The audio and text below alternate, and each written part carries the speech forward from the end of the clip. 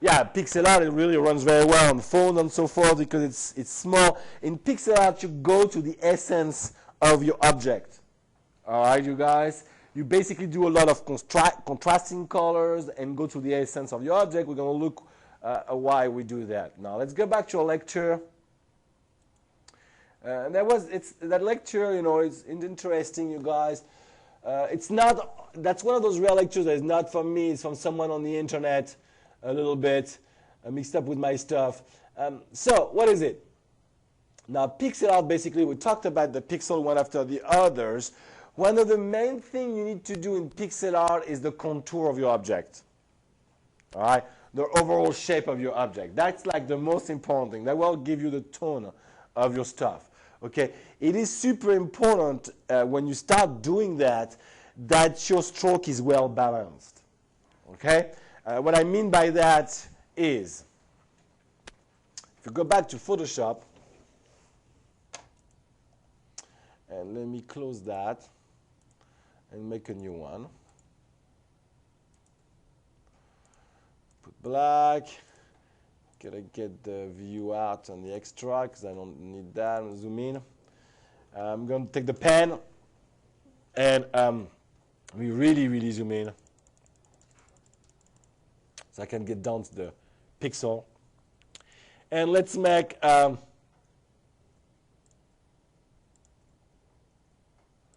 let's say a 0.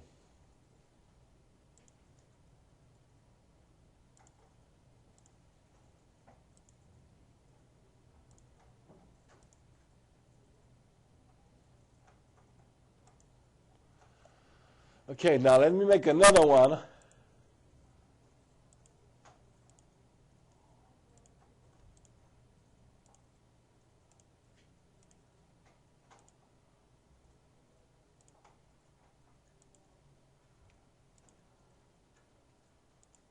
Right here. Okay, those are two samples of circle. Obviously, it's very obvious which one is the best and the one we should keep for pixel art. The left one or the right one? Why? Because it's symmetrical, uniform. Exactly. It is symmetrical. It is balanced. All right, you guys. The stroke is clean. This is not clean and symmetrical. All right. I want you guys to get clean strokes, basically. So that requires you guys to fix it up by cleaning it up at the end to the max, but it requires also to do it properly at the beginning and thinking about what you're doing. All right? That is a much better stroke right here and a lot better balance than that one right here, as we can see, that is jagged everywhere. What we want is a nice, rounded, balanced strokes all the time, okay? That looks good on the eyes. So one of the things you need to do all the time when you're doing pixel art, you guys, you need to actually zoom in and out a lot. All right?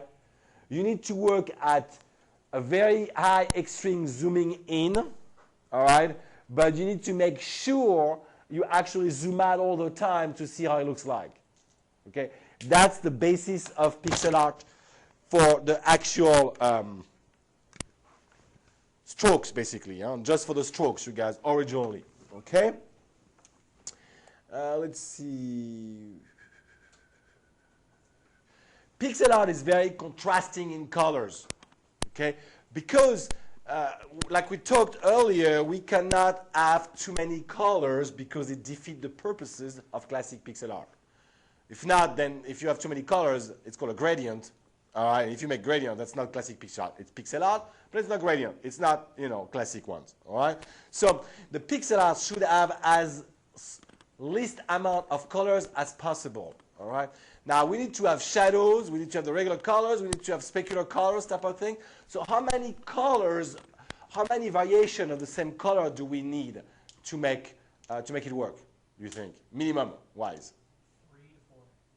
Exactly. I would say 3. 3 is fine for me. Okay. If you look at 3 colors, you'll basically get the original color that has no light information, that is not in the shadow or in the specular. And then you will get one color that is in the specular. All right, we can see that right here. And one color that is in the shadow. So the most important thing you need to do right away after you're done with your contour, you guys, is to decide where the light is coming from. Everybody asks me all the time, hey Arno, how do I do shading, man? I need to shade my stuff so it looks good. I'm like, it's easy. You're not going to be able to do it like that. You don't have any source of light.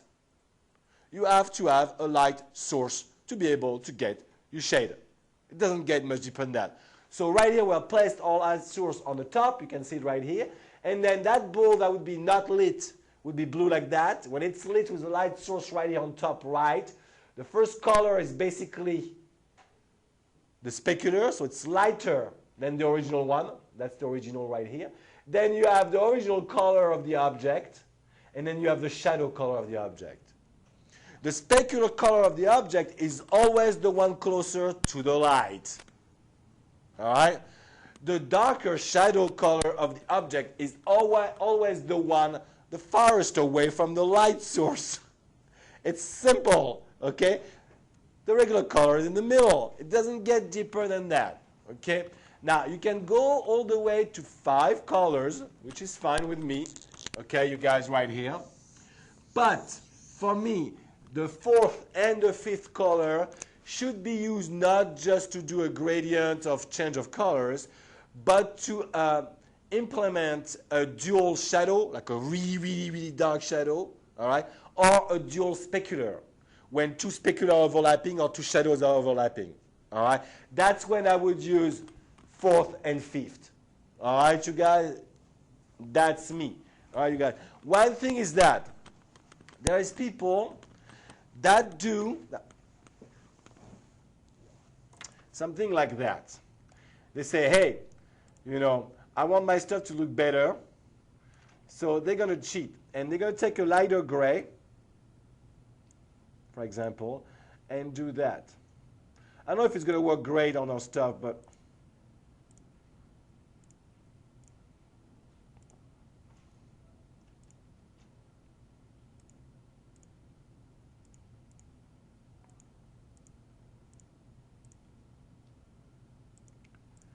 so when you zoom out,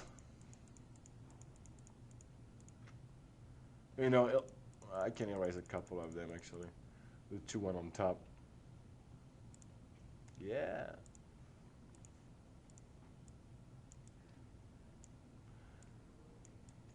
Now those people would do that basically, which add a little bit of gray manually, all right, to take away, sorry, the aliasing.